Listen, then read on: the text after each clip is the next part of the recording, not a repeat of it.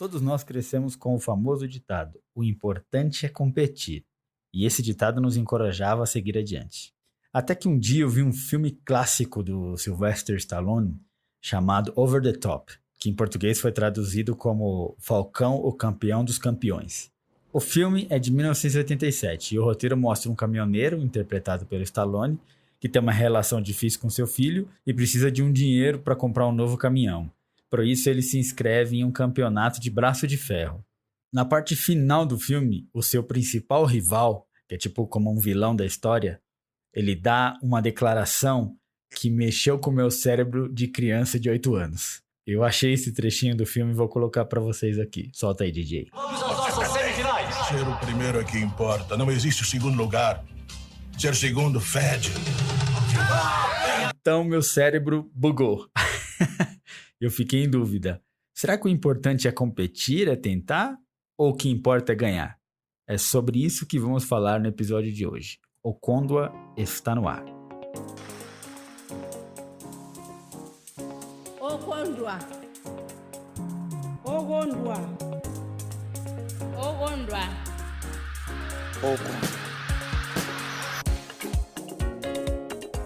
E aí, Brasil! Estamos no ar. Podcast Okondwa, programa número 7. Quem diria, hein?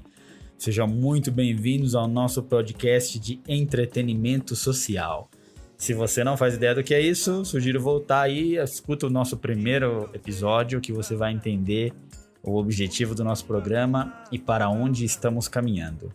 Agradeço por você me emprestar os seus ouvidos pelos próximos minutos e vamos conversar aqui sobre alguns assuntos interessantes que eu selecionei a dedo. Esse é o segundo episódio da nossa primeira trilogia, então nós estamos falando sobre metas. Tivemos o primeiro, se você não ouviu ainda, sugiro você voltar lá, que é Perspectiva, que é o episódio 1. Agora vamos para o segundo episódio, que eu chamei de O Prazer de Tentar.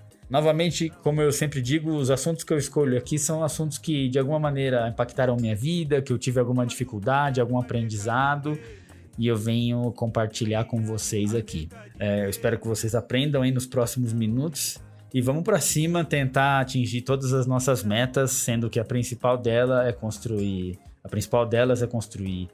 mais uma clínica e mais 3 escolas lá no Malawi, onde esse projeto começou e já construiu uma clínica. Se você não sabe do que estamos falando, digita no Google aí Okondwa, que você vai ver nossa palestra no TED, outras palestras que eu dei por aí, vai poder ver o nosso livro, fotos e tudo mais. Enfim, vamos começar, Brasil? Bora lá!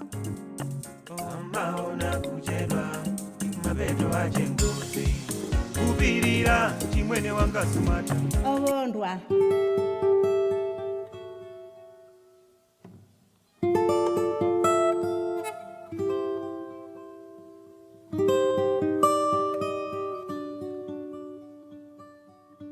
Então vamos lá, Brasil. Começar fazendo uma pergunta para vocês. Vocês já fracassaram? Alguém já fracassou? Não vai nem dar tempo para responder. Obviamente que sim, não? Todo mundo que vive já fracassou algum dia. E a gente costuma pensar em fracasso e falha para coisas grandes, assim. Mas a gente tem um fracasso diário, não? No dia a dia mesmo a gente se propõe a fazer alguma coisa e falha. Agora, para pensar como você se sentiu quando você fracassou. Qual foi o sentimento que veio, como você se sentiu e como você lidou com isso. O fato é que cada pessoa reage de uma maneira diferente frente a um fracasso. E algumas reagem de maneira muito grave, assim. Por exemplo, pesquisei e o Mussolini, o Hitler e o Stalin, todos eles grandes ditadores que fizeram barbaridades aí na história do mundo, todos eles fracassaram em outras coisas que iriam fazer. Mussolini queria ser ator, tinha até escrito umas peças de teatro, não conseguiu e por alguma maneira foi parar na política. Tanto que se você observar alguns discursos dele, ele gesticula assim, ele tá praticamente atuando, né, cara? O Hitler era um pintor, né, cara? Ele tentou vender os quadros dele. Ele tinha muita ligação com a arte, né? Gostava de ópera, mas não teve sucesso, né? Como pintor. Acabou virando o que virou, né? Stalin também tinha paixão por poema, chegou a publicar alguns e tal. mas não obteve sucesso.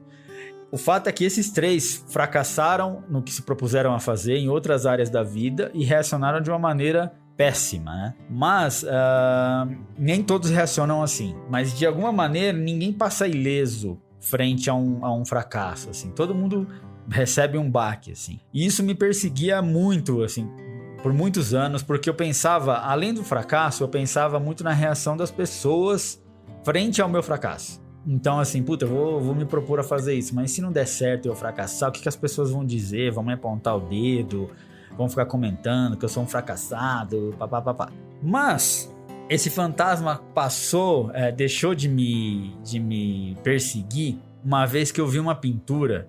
E olha só como a arte é importante nas nossas vidas, né, cara? Ver uma pintura, visitar uma exposição, às vezes muda a sua percepção de vida. Você olha uma coisa, vê uma pintura, uma obra e aquilo muda. Eu vi uma pintura uma vez. Eu sou designer de formação, então eu tive que estudar muitos artistas e pintores e tal. Teve uma pintura chamada Paisagem com a Queda de Ícaro, uma pintura feita a óleo, que o original se perdeu, mas o que nós temos hoje é uma cópia, né, do artista da Renascença chamado Pieter. E foi cerca mais ou menos de 1558, a original se perdeu e hoje nós temos uma cópia provavelmente feita por um artista desconhecido. O barato dessa pintura, vou compartilhar com vocês aqui.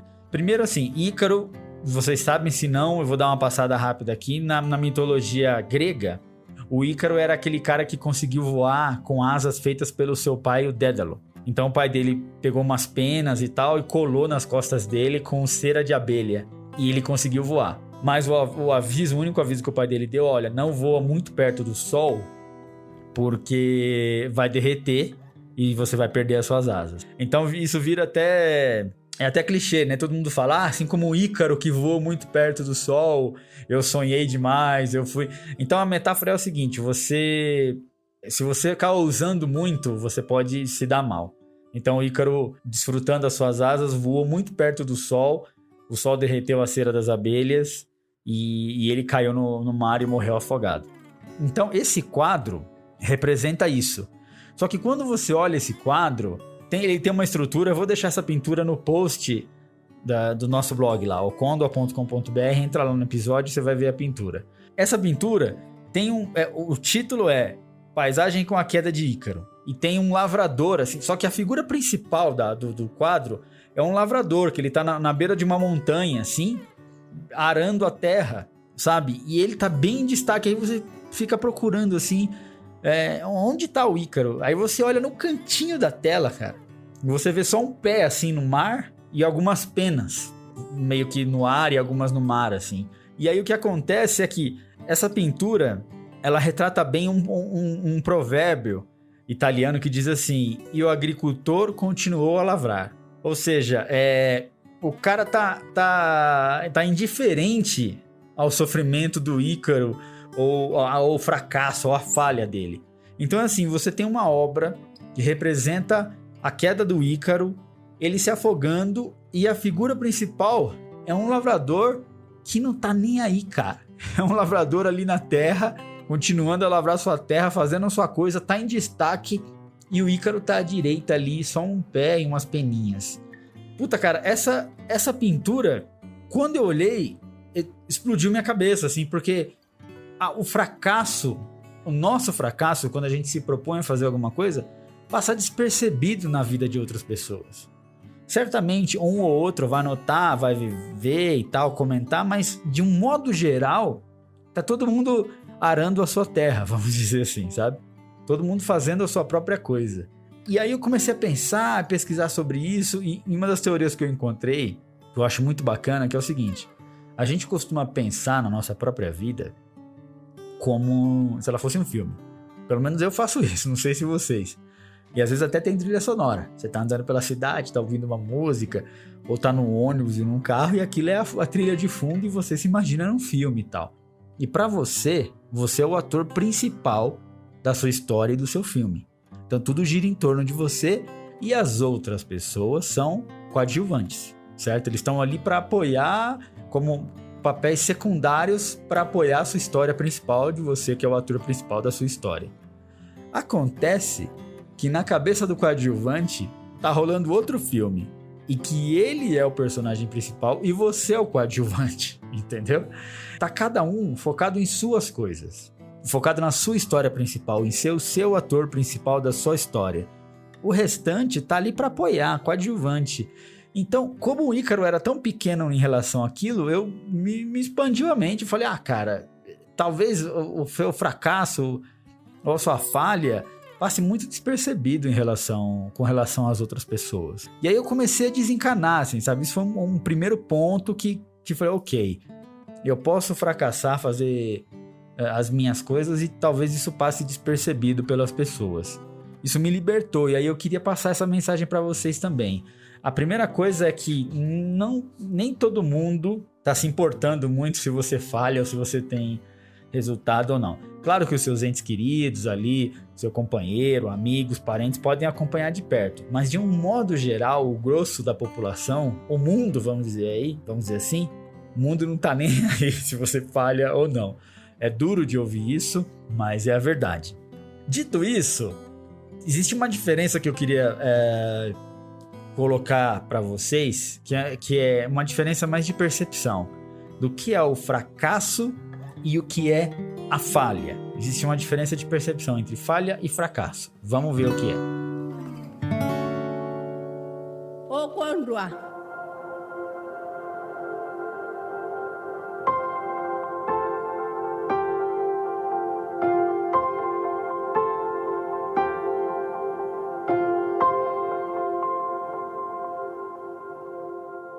Falha e fracasso. Olha, eu preciso fazer um disclaimer aqui. Eu coloquei aparelho nos dentes e é uma experiência horrível. E por algum momento, não sei porquê, toda vez que eu falo F, dá uma assobiada, cara. E isso é involuntário. E eu tô nessa fase de falar F, tá vendo? E assobiar. E agora a pauta do programa é sobre falha, fracasso e fi. Eu comprei aqui um filtro pop-up aqui pra evitar esses picos aí, mas se você estiver ouvindo um fi, me desculpe aí. Falha a minha. Mas vamos lá. Falha e fracasso. Vamos começar pela falha. A falha, a gente pode enxergar a falha como algo mais assim, experimental. Mais uma tentativa e erro. Por exemplo, você tá na escola, isso passou com todo mundo, aconteceu com todo mundo. Passou, eu falando em espanhol. Passou não, aconteceu. Aconteceu com todo mundo. Você já tirou nota ruim na escola, já repetiu de ano, se for como eu, repeti ainda com louvor 2 vezes. Ou você falhou para um concurso público. Então, isso é uma falha. Você tentou fazer alguma coisa e não conseguiu, não atingiu a nota necessária, foi reprovado. Outro exemplo, no campo amoroso também. Quem nunca levou um fora, né? Você vai chamar alguém para sair, menino ou menina ali, e a pessoa fala não. Isso é uma falha, né? Uma tentativa. Tentou, errou, não conseguiu, falhou. Ou até, se a gente pensar bem aqui, me vem um exemplo de um carro, assim. Você comprou um carro. Isso aconteceu comigo, por isso eu uso esse exemplo. Você comprou um carro, imaginou na sua cabeça que vai dar tudo certo, vai comprar, vai fazer isso, parcelou em 500 vezes, mas aí em pouco tempo você percebeu que o calculou errado, tem muito custo de manutenção, isso e aquilo, IPVA, e aí você vê, por um momento você vê que você não vai conseguir pagar aquilo que você tinha proposto, né? Então isso é uma falha, você fez um experimento e falhou. A falha, ela costuma ser um pouco mais leve, sabe? Você consegue enxergar os erros, assim, e você percebe a diferença. Já no fracasso, o fracasso, mais no sentido mais platônico, assim, da palavra, ela não acontece, é mais uma decisão nossa em relação à falha. Ou seja, a gente tem uma série de falhas, e aí você pode ter uma atitude positiva ou negativa em relação à falha. Se você tiver uma atitude muito negativa, você transforma aquilo num fracasso. O fracasso, ele é muito pesado, ele tem o fracasso é mais assim, você se coloca nessa posição. Veja bem, eu não estou tentando minimizar aqui, porque todo mundo às vezes deu o seu melhor e falhou, e aquilo bateu como um fracasso. Isso me aconteceu muitas vezes e de forma muito pesada, assim. Levei anos para superar alguns fracassos da minha vida. Quando eu passei a perceber que o fracasso nada mais é que um estado mental, um estado de espírito, você se sente fracassado. Porque você pode olhar de outra maneira. Você pode chegar e olhar, não, na verdade eu fiz um experimento e falhou. Quais foram as falhas? Foram essa e essa e eu posso corrigir na próxima. Então deu para perceber a diferença de você do fracasso e da falha? É uma diferença muito estrutural. Você tem que parar, pensar e analisar. Então começa a perceber isso, essa diferença. Você não é um fracassado, você não fracassou. Você fez um experimento e falhou. Mas isso não significa que você é uma pessoa fracassada.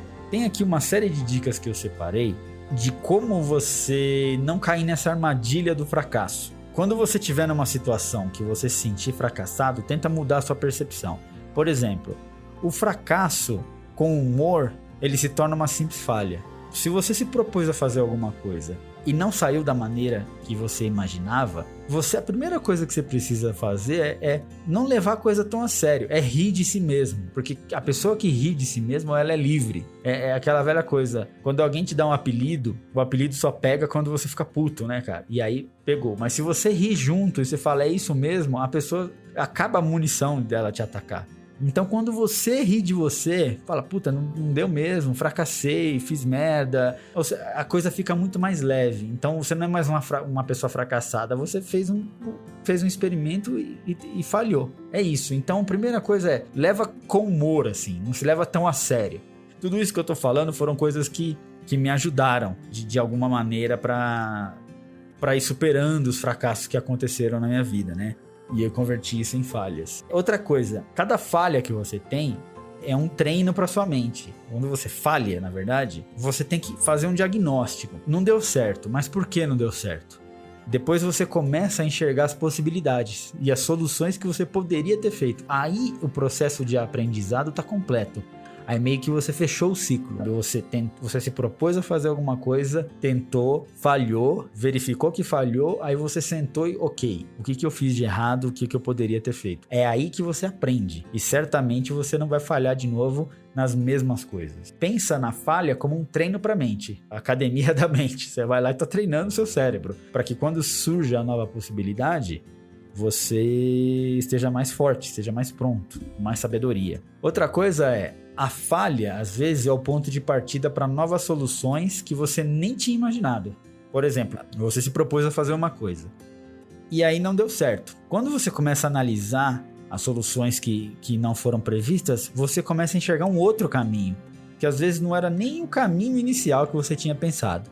E aí, o legal é que nas minhas pesquisas eu vi que existe uma coisa que chama matriz de Descartes, que você pode fazer essas perguntas para você mesmo depois que um experimento ou que algum projeto seu não deu certo. Olha só que legal. Primeira pergunta. Então você faz assim, pega uma folha, faz uma cruz no centro, vai ficar 4 quadrantes. E na primeira você coloca o que aconteceria se o que você fez, né, tal coisa, se confirmasse. Ou seja, qual seria o cenário se o que você planejou se confirmasse. Depois, à direita, você pode escrever o que aconteceria se essa coisa não se confirmasse. Qual seria o resultado? A outra é o que não aconteceria se isso se confirmasse.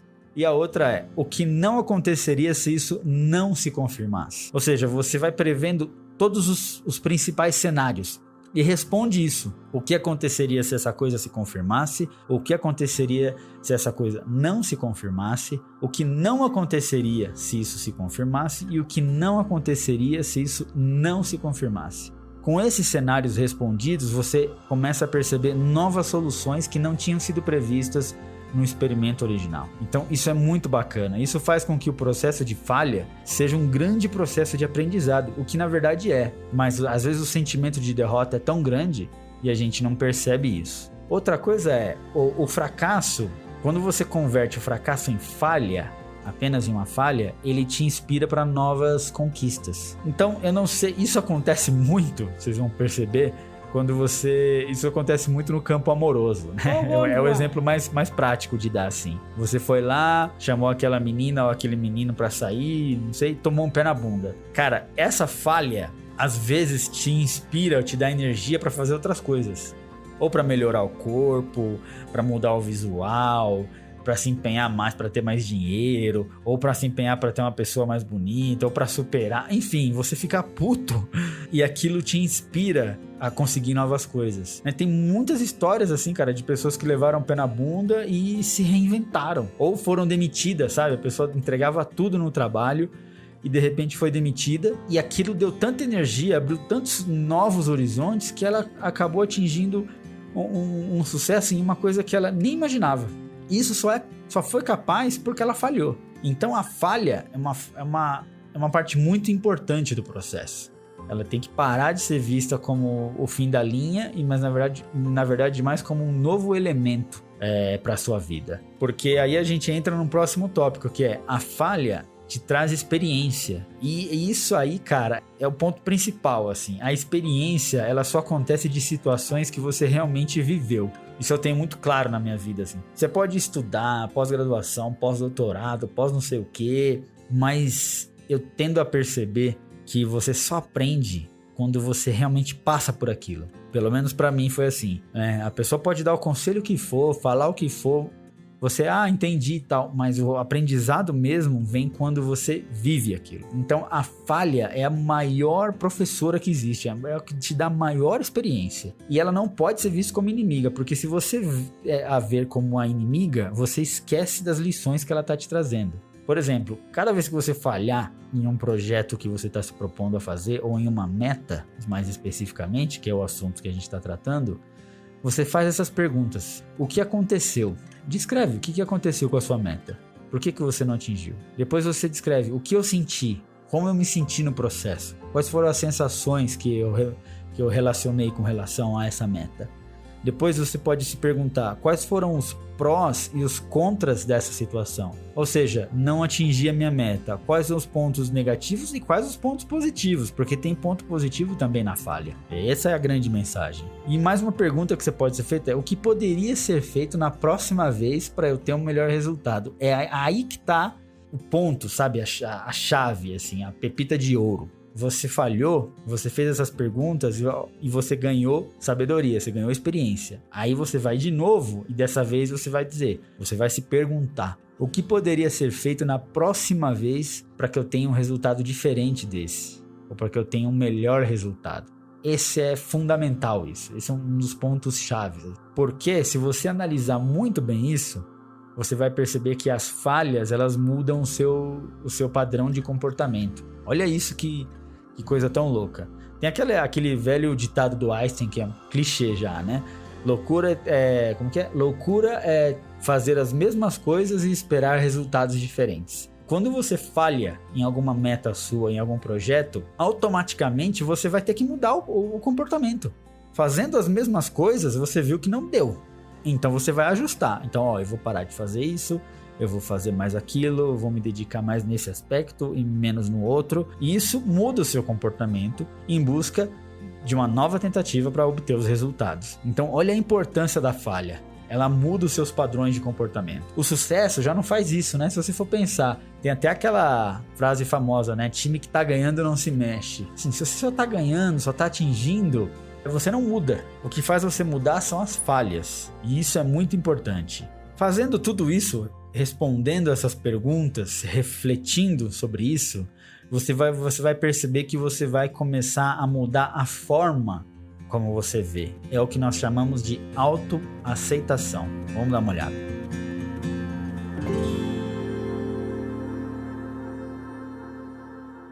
Okondwa.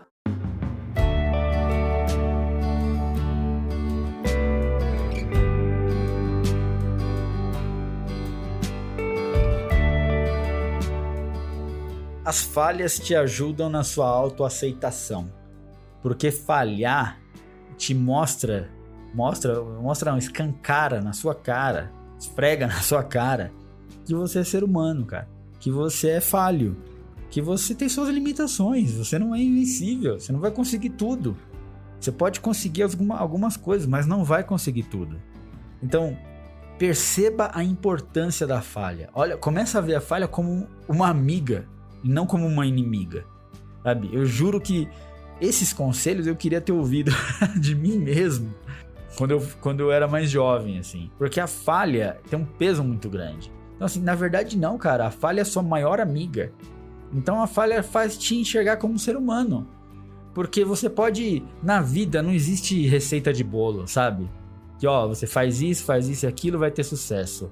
Estuda isso e aquilo e vai ser bem sucedido. Não, cara. A vida não é uma equação pronta. Tem variáveis que a gente não controla. E isso é o que faz o barato da vida. Porque se fosse fórmula pronta, todo mundo saberia fazer e todo mundo estaria lá em cima. Pensando nessa que a falha ajuda você na sua autoaceitação, a falha também te ajuda no próximo tópico que a gente vai falar, que é a falha ajuda você a selecionar os seus amigos. Agora sim, esse tema é muito complexo, né? A gente tem que pegar isso com cuidado, porque tem muitos conselhos assim, vê com quem você tá andando, tem até aquela reportagem famosa que acho que saiu na Você S.A. ou não sei onde, daquele pensador, aquele guru, Roberto Kurosaki, alguma coisa assim, que tem uma foto dele apontando assim, tá escrito assim, pare de andar com pobre, que são dicas para você melhorar a sua vida financeira. Então eu não acredito que seja assim, sabe, tão preto no branco assim. Mas eu acredito que dependendo da sua meta, alguns amigos podem ajudar e outros amigos podem atrapalhar. Ninguém tá falando para você excluir amizades, está falando para você selecionar em que momentos cada um pode te ajudar ou não. Eu acredito que todos os amigos podem te ajudar. Até aqueles maus amigos, que eles te ensinam a você a não ser como eles, assim, sabe? Todo mundo te ensina alguma coisa. Quando você falha, você começa a perceber, ok, eu não fiz isso e aquilo, falhei nessa e nessa área. Estenda essa reflexão para os seus amigos. Pensa, quais dos seus amigos atingiram metas parecidas com o que você atingiu? E os que atingiram, qual comportamento eles têm? E os que não atingiram, como eles se comportam? Quais os hábitos? Você vai perceber que você precisa selecionar. Em alguns momentos você precisa estar mais perto de alguns. Em outros momentos você precisa estar mais perto de outros. E em determinados momentos você não precisa estar perto de nenhum deles. Ou alguns você tem que ter distância. Mas você precisa selecionar muito bem, senão você se transforma nesses caras antissociais, né? Não, meus amigos, não sei o quê, não vou andar com meus amigos que são todos fracassados. Não é assim. Mas começa a perceber quais amigos seus são vitoriosos e quais os hábitos eles têm. A falha vai te ajudar a selecionar quais você tem que se aproximar ou não. Nessa de se aproximar dos amigos ou não e selecionar, entra o nosso próximo tópico, que é a falha ajuda você a manter o foco nos assuntos importantes. Em algum momento você vai ver que você não vai ter tempo de se dedicar a tudo. Principalmente se você tem metas muito específicas, você não tem tempo para ficar fazendo tudo que você quer a todo momento e complacendo todos os seus amigos e todo mundo que pedir coisa para você. Você vai aprender a escolher quais coisas. E aí, para escolher, tem umas categorias muito interessantes, assim. Tem que saber diferenciar, cara, o urgente do importante. Isso é importante, não é urgente. Então, assim, tem coisas que não são urgentes, mas são importantes. Mas tem coisas que são urgentes, mas não são importantes. E tem os não urgentes e não importantes. Saiba, a falha vai te ajudar a priorizar as coisas. Ok, isso é urgente, isso é importante, vou fazer isso, não vou fazer aquilo. Olha, até agora, olha o tanto de benefício que a falha está trazendo pra gente. E por fim, as falhas te ajudam a conhecer outras pessoas, né, cara? O famoso networking. Porque você falhou, você vai ter que buscar soluções. Ou você vai mudar a sua meta, ou você vai adaptar, ou você vai atrás de ferramentas para te ajudar a atingir essas metas. E aí você vai fazer o network, você vai conhecer outras pessoas. Nessa de conhecer outras pessoas, você vai percebendo que às vezes sua meta não era aquilo que você queria, ou poderia ser melhor até do que você tinha planejado. Essa pessoa pode te mostrar novos caminhos baseado na experiência que ela já teve. A falha também ajuda nisso, a que você expanda aí a sua rede de conhecidos e com isso eles possam te trazer mais soluções para que você possa atingir o seu objetivo. Bom, dito tudo isso, é necessário a gente começar a pensar agora nas falhas. Isso é tudo como eu penso, tá? O que eu tô dizendo aqui são uma série de teorias, estudos e artigos e coisas que me disseram, conselhos, que eu formei uma opinião, assim, e aí tô compartilhando com vocês. A partir de tudo isso, eu começo a ver as falhas como pequenos tijolinhos que vai construir, né, o meu projeto maior. Não tem como você construir uma casa ou qualquer tipo de construção sem matéria-prima. E para mim, as falhas são matéria-prima do sucesso. Olha que, que bonito isso. Pode até colocar aí no Facebook, né? Como essas frases motivacionais. Abre aspas. As falhas são matéria-prima do sucesso. Fecha aspas, põe aí Bill Gates. E aí só assim que a galera vai compartilhar. Mas então, as falhas sendo matéria-prima do sucesso, olha só a história dessas pessoas que são gênios da humanidade ou pessoas que tiveram brilho no que fizeram, mas que antes enfrentaram grandes falhas e que as falhas colaboraram para construir o seu sucesso. Vamos dar uma olhada. Ogondwa.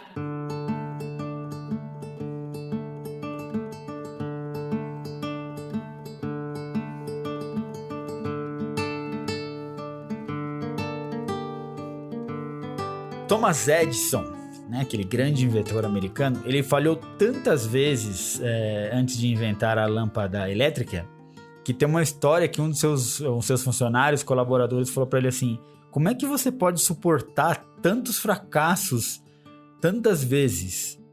E aí diz que ele respondeu: eu não fracassei milhares de vezes, eu consegui fazer milhares de tentativas que não funcionaram. Olha isso, cara. Ou seja, são milhares de experimentos, é aquele pensamento bem científico. Ciência você cria uma teoria, faz o experimento, ele comprova ou reprova a sua teoria. E a ciência é baseada nisso, tentativa e erro. Então ele diz: não fracassei milhares de vezes, eu consegui fazer milhares de tentativas que não funcionaram.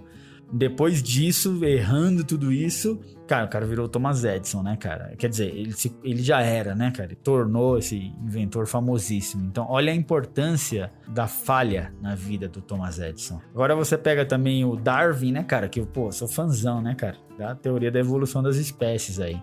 Ele era estudante, né, cara, de medicina, foi estudante de teologia, olha isso, hein, cara. E ele falhou muitas vezes nos seus estudos. Numa dessas de falhar, foi que ele aceitou embarcar no barco no Beagle lá, para fazer a viagem, o que revelou a vocação dele e fez ele formular a teoria da evolução das espécies, né, cara? Se ele não tivesse falhado como estudante, ele jamais aceitaria entrar naquela viagem que mudaria a vida dele e mudaria a humanidade, né, cara? Porque a teoria dele de evolução da espécie foi a teoria que matou Deus, né? Nas frases dele, né? Tanto que ele ficou relutante em lançar o livro, porque ele não queria ser conhecido como o homem que matou Deus. Daí diz a história que já tinha um cara que estava se aproximando da teoria dele, então ele decidiu publicar para que pelo menos ele ficasse com o título. Então olha isso, cara, olha como o fracasso ajudou Charles Darwin. Não tem como você observar o fracasso como inimigo a partir de agora. Uma outra história muito boa, cara, é o do KFC, cara. É o Coronel Sanders. Sabe que o Coronel Sanders é aquele velhinho que tá no logo do KFC. Ele foi o dono, ele que criou. E a história desse cara é impressionante, assim. O cara nasceu em 9 de setembro de 1890. Vai pegando, assim, o que aconteceu com esse cara. Os pais dele morreram, o pai dele morreu, ele tinha 5 anos de idade. E aí com 7 ele começou a trabalhar em casa para ajudar a mãe e tal. E ali ele aprendeu a cozinhar. Na adolescência trabalhou, cara, com tudo. Ajudante de ferreiro, bombeiro de motor a vapor, jardineiro, tudo, velho. Ele chegou a abrir uma empresa de transporte de água, assim. Então tinha 2 cidades, uma de cada lado do rio. E ele montou uma empresa que fazia essa travessia. Fez um certo sucesso, vendeu a parte dele para tentar se lançar para fabricar uma manufaturação de lâmpadas de acetileno e investiu dinheiro nisso, mas aí logo depois veio a lâmpada elétrica e aí quebrou o negócio do cara. Com 40 anos já, o cara já com 40 anos, ele foi convidado para gerenciar um restaurante em Kentucky. E aí começa, né, o K do KFC, né, que é KFC Kentucky Fried Chicken. O restaurante chegou a fazer um sucesso e tal, mas faliu porque o restaurante dependia de uma avenida que passava perto, que era tipo um posto de gasolina. E aí a prefeitura fez uma alteração lá e a avenida passou por outro lugar e o fluxo de pessoas diminuiu.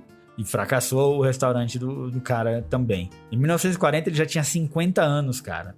E aí ele criou a famosa receita do frango frito do KFC, que leva 11 especiarias, assim, tem 11 ervas que ele coloca lá, sai o sabor que tem. Eu particularmente não gosto, assim, mas é famosíssimo no mundo aí. E ele teve a ideia de fazer isso numa fritadeira que era capaz de fritar os frangos muito rápido. Nossa, cara, essa frase jogou contra mim. A fritadeira que é capaz de fazer frangos.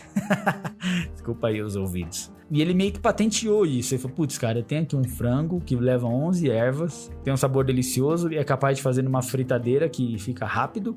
E ele tentou vender essa receita para diversos restaurantes.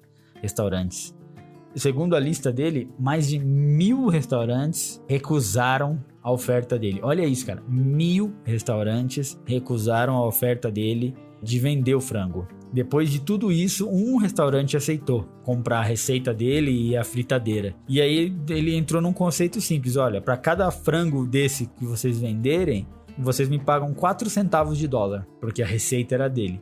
Isso fez tanto sucesso que quando ele tinha 73 anos, olha isso, hein? 73 anos ele tinha tanta franquia, tanto lugar fazendo o frango dele, que ele não conseguia mais gerenciar. E aí ele vendeu a KFC, na época, por 2 milhões de dólares. Hoje equivale mais ou menos a 14 milhões de dólares. Olha isso, cara. Quando ele já tinha 89 anos, isso era em 1979, ele ainda fazia visitas surpresas nos restaurantes que tinha a marca dele para verificar se o frango tava do jeito que ele gostava. Imagina você lá trabalhando, chega o velhinho lá, que é o velhinho que tá no logo, e vai ver se o frango tá bom, enfim. Ele morreu em 1980, um ano depois, aos 90 anos. Se você olha a vida do cara, as falhas foram construindo ele, né, cara? Quando o pai dele morre aos 5 anos e ele começa a ter que ajudar a mãe a cozinhar com 7, aquilo já tava forjando o que o cara seria no futuro. Então é muito importante isso, a gente analisar como as falhas são nossas companheiras e foi ajudando ele. Agora que a gente já conheceu como o fracasso ajuda e ajudou essas pessoas tão famosas no mundo, e pode ajudar você também, eu quero falar de uma pesquisa que eu li e achei importante para nossa conversa, que foi de uma enfermeira australiana chamada Bronnie Ware, e ela registrou uma série de... Ela ficava nas salas de pacientes terminais. E ela foi registrando a conversa com essas pessoas. E deu origem ao livro The Top 5 Regrets of Dying. Ou seja, os 5 maiores arrependimentos das pessoas no leito de morte. Vamos dar uma olhada nisso.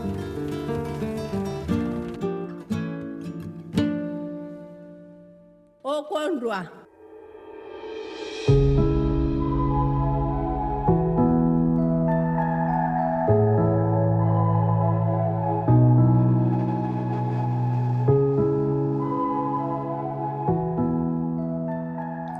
Esse livro eu achei muito interessante. The Top 5 Regrets of Dying.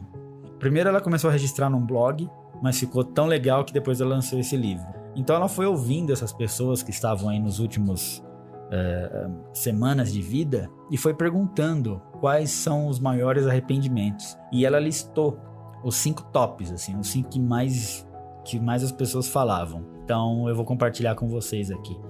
O primeiro é: eu gostaria de ter tido a coragem de viver uma vida fiel a mim mesmo. Olha isso, cara. Então aqui, segundo a enfermeira, somente no leito de morte as pessoas perceberam quantos sonhos não foram realizados ao longo da vida. Putz, cara, isso é um alerta para todos nós, assim. Não espera chegar no fim da vida e pensar, putz, eu gostaria de ter realizado os meus sonhos. Não, a hora é agora. A hora é agora. Tem que fazer já. Até onde a gente sabe, não existe outra vida. É a única chance e acabou.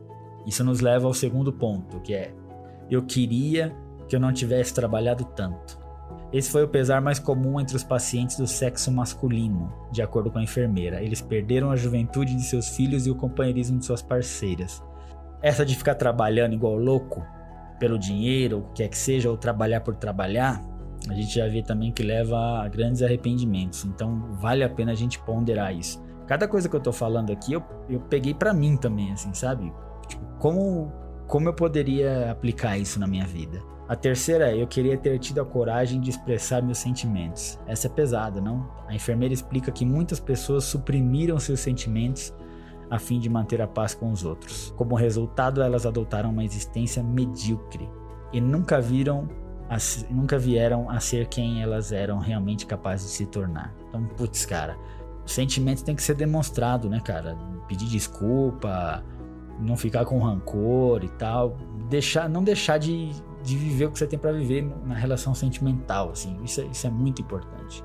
O ponto 4 é: eu queria ter mantido mais contato com os meus amigos. Esse é muito forte, né? Aqui, ó. Segundo a enfermeira, muitos se tornaram presos de suas próprias vidas, perdendo grandes amizades ao longo de anos. Pô, cara, quantas vezes qual foi a última vez que você viu aquele seu grande amigo, saiu pra tomar alguma coisa, conversou, jogou, sabe? Os amigos podem ir a qualquer momento, né, cara? Ou pouco a pouco vão se afastando e a gente vai perdendo contato.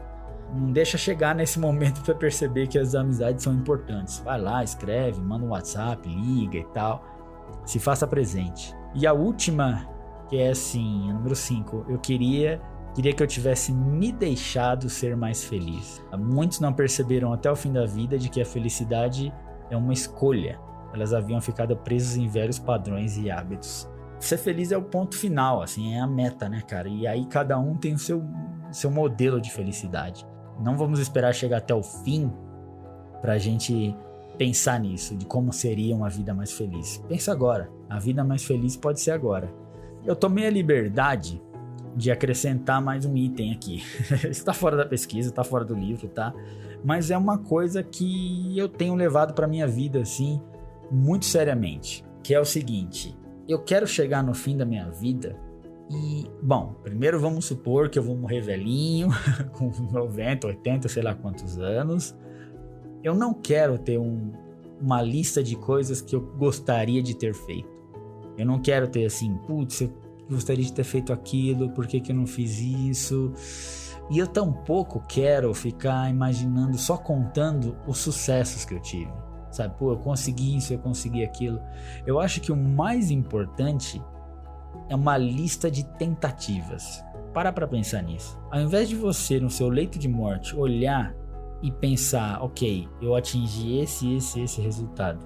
Ao invés disso, por que você não seria mais prazeroso você ter uma lista assim, olha, puta, eu tentei fazer aquilo outro, independente se você conseguiu ou não, se você atingiu o sucesso 100%, atingiu metade ou não atingiu nada, ou falhou, ficou com 0.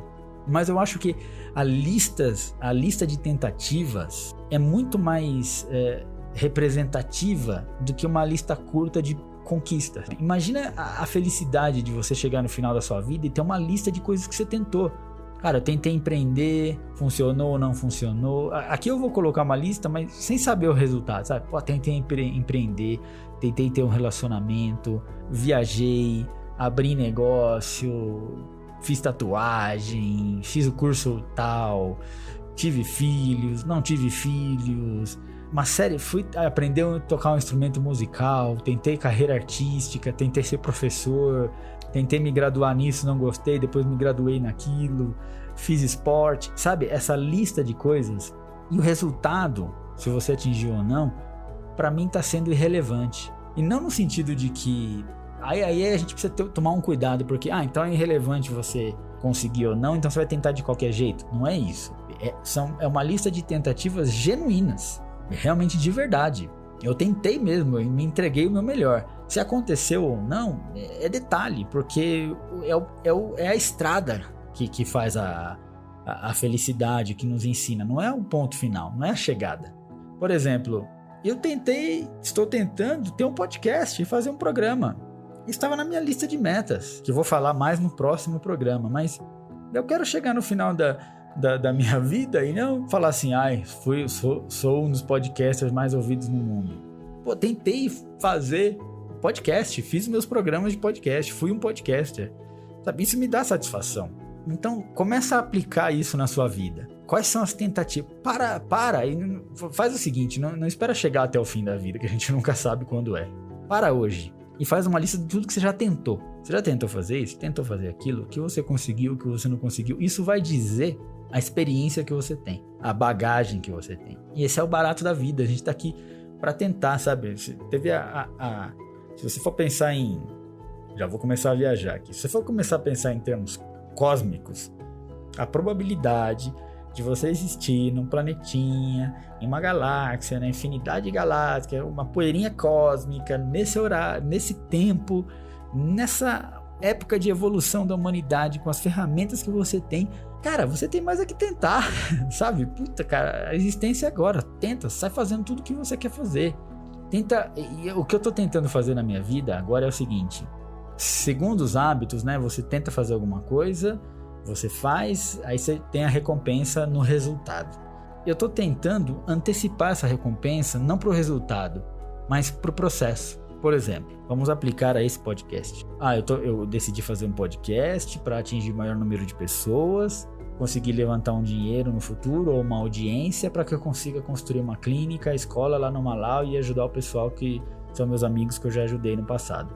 Eu posso colocar minha felicidade no ponto final, assim, ou seja, o dia que eu conseguir levantar o dinheiro e construir, ali eu tô realizado. Se isso não acontecer, não valeu nada a experiência, falhei. Não, e claro, isso pode ser uma maneira de você pensar, mas eu tô tentando antecipar esse prazer, sabe? Puta, eu tô fazendo, para cada episódio eu pesquiso, eu aprendo um pouco mais, já percebi em quanto tempo eu consigo fazer ou não, o trabalho que dá, consigo perceber de acústica, tem episódios que o áudio tá ruim, outros tá um pouco melhor, então assim, eu tô antecipando, é um prazer pra mim. Se eu vou conseguir ou não, quando, é um outro detalhe, mas isso já vai estar na minha lista de tentativas que eu fiz. Nós já estamos nos aproximando do final da nossa conversa, eu quero te deixar essa pergunta. Além não vou te perguntar quais são os seus sucessos ou suas falhas. Eu quero te perguntar quais foram suas tentativas. O que você tentou na sua vida? O que você aprendeu? O que isso te trouxe de lição? É isso que eu valorizo. Eu valorizo muito mais quem fez, quem tentou a vida real de quem teorizou. Teorizou, imaginou. Não, você fez, cara. Então, você fez, você aprendeu. Pega um papel e anota as tentativas que você tem, e isso tem que te gerar muito prazer.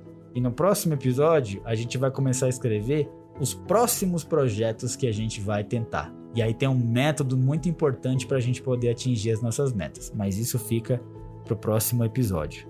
Queria fechar 2 frases muito boas que eu peguei aqui, que uma é do Martin Luther King, cara, que fazendo essas pesquisas eu acabei parando nessa frase.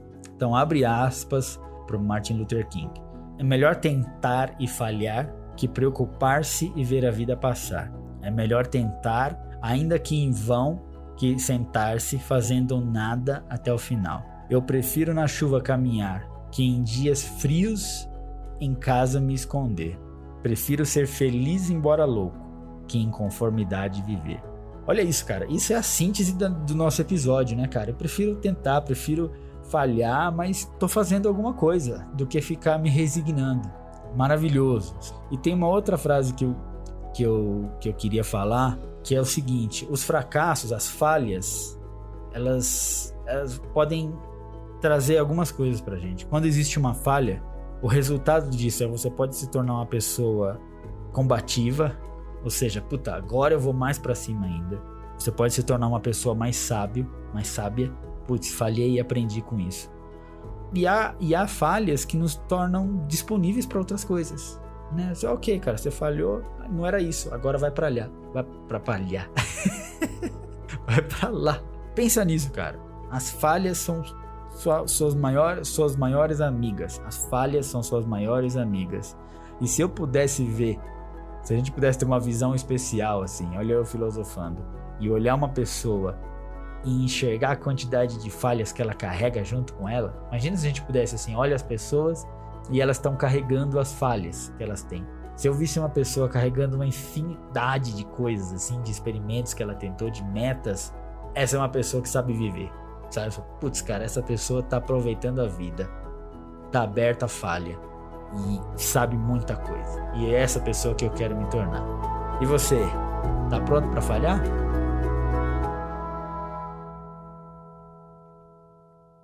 Ogondwa.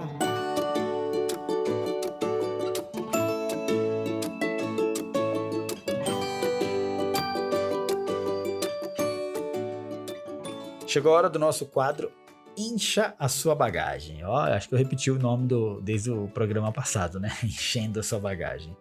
O que eu queria recomendar hoje, uma série da Netflix, cara, que coincidência, eu tava pesquisando esse assunto, aí comecei a dar um zapping no Netflix e achei uma série que a Netflix produziu que se chama Losers.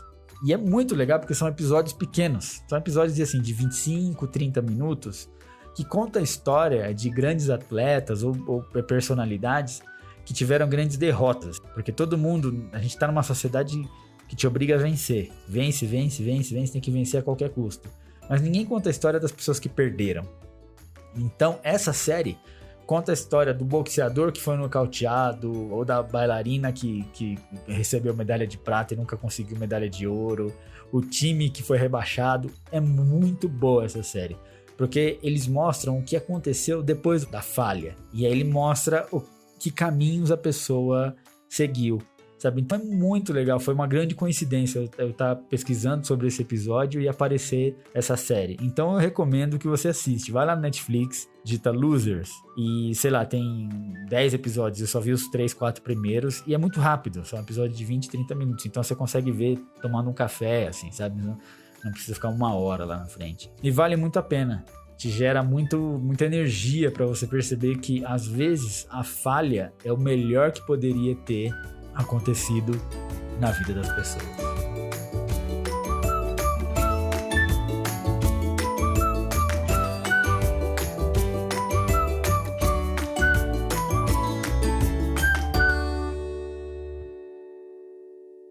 Ogondwa.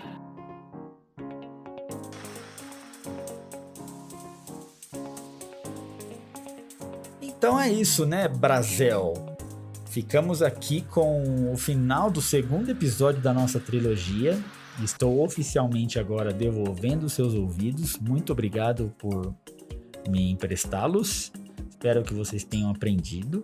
E o próximo programa que vai fechar nossa trilogia, eu vou falar de como a gente pode estabelecer nossas metas e qual método utilizar para que elas se tornem mais fáceis de serem atingidas. Eu tentei muitos métodos e encontrei um que funcionou para mim. Eu espero que funcione para você também.